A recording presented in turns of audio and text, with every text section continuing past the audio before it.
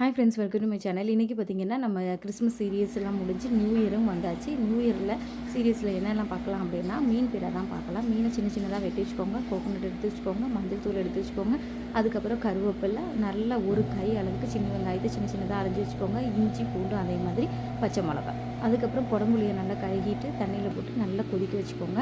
Mixie ஜாரில் நம்ம தேங்காய், வெங்காயம் இது எல்லாம் இருக்குல்ல, கரப்பரான்னு சொல்லிட்டு அரைச்சி வச்சுக்கோங்க. மீன் துண்டில் பார்த்திங்கன்னா இந்த அரைச்சி வச்சுருக்கோம்ல இந்த விழுது இதையும் போட்டுட்டு நம்ம வந்து எதை வச்சுன்னா உப்பு சேர்த்துட்டு குடம்புளியோட தண்ணி இருக்குல்ல அதை தொளிச்சு நல்லா பிசைஞ்சிட்டு நமக்கு தேவையான இதெல்லாம் குடம்புளியும் அதையும் போட்டுட்டேன். நல்லா கொதிக்கிட்டு நல்லா சின்ன சின்னலேயே வச்சு வேகணும். நல்லா வந்து மீன் உடையவும் கூடாது. நல்லா வெந்து வர சமயத்தில் தான் நான் என்ன பண்ணுவேன்னா தேங்காய் எண்ணெயை அப்படியே ஸ்ப்ரெட் பண்ணிக்கோங்க.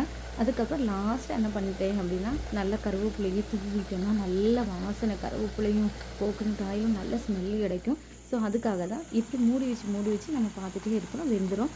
இதை வந்து நல்ல ஒரு சுடு சாதம், தோசைக்கெல்லாம் வச்சு சாப்பிட்லாம். மீனில் நல்ல ஒமேகா 3 இருக்குது, அதனால் மீன் நிறைய எடுத்துக்கோங்க. சத்து நிறைந்த உணவுகளை நம்ம கண்டிப்பாக எடுக்க தான் ஆகணும். எடுத்துக்கோங்க, ஹெல்த்தியாக இருங்க.